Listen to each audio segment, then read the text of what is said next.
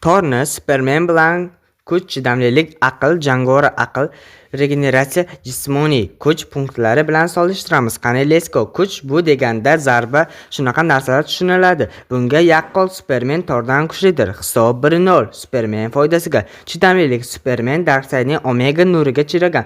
Thor esa so'nayotgan yulduz energiyasiga chiragan. Men ularni ikkalasiga ham ball beraman. Hisob 2-1. Aqlga kelsak, menimcha obunachilar Thor Supermandan aqlli deb o'ylayman. Hisob 2-2. Thor foydasiga. Regeneratsiya. Bu deganda tez tiklanish, shunaqa narsalar tushuniladi. Bunga yaqqol Superman Thordan regeneratsiyasi yaxshiroq deb o'ylayman. Hisob 3-3. Jismoniy kuch Superman g'olib. Hisob 4-3. Jangovar aql kelsak, Thor Supermandan ko'ra jangovar aqli yaxshi deb o'ylayman. Obunachilar, hisob 4-4.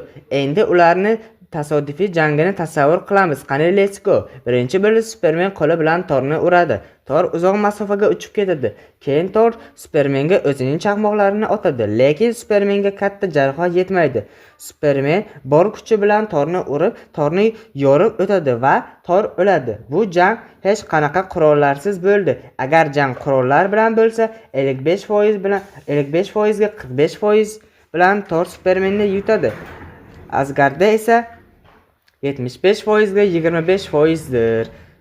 Agar jang Kryptonda yoki Yer sayyorasida bo'lsa, Thor Supermanda, ya'ni Superman Thordan 65% ga 35% bilan Superman Thorni bemalol yutadi obunachilar. Bu bilan Thor Supermanni yengadi yoki Superman yengadi demoqchi emasman obunachilar. Bu Supermanning oddiy versiyasi edi. Endi Supermanning Evil versiyasini olamiz. U haqida ma'lumot: uning kuchi salkam Darkseid bilan bir xil obunachilar. Endi Thor yig'lab qoladi. Shunchaki Thor uni oldida zaifdir obunachilar. Supermanning Evil versiyasi Thanosga qo'shib Thor, Kapitan Amerika, Temir odam va juda Marvel qahramonlarini bir xil yenga oladi. Thor esa Thanosga yutqazishi ham mumkin, yutqazmasligi ham mumkin.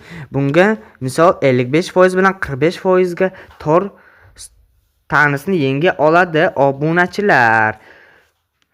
Bu bilan men Supermanning Evil holda Thorni bemalol yenga oladi demoqchiman. Endi obunachilar komikslarga yuzlansak, ular komikslarda bir xil deb hisoblanadi, lekin ularning eng kuchli komiks holati runalar quroli Thorga qarshi kosmik zirhli Supermandir. Ularning qisqa nomlari Raketa va Caster. Caster raketida ancha kuchlidir obunachilar. Ulardan ham kuchli Thor va Superman bor. Bular Milkman va Eternity Thordir. Baribir Milkman Eternity Thorni yutadi. Afsuski Superman Thordan kuchlidir.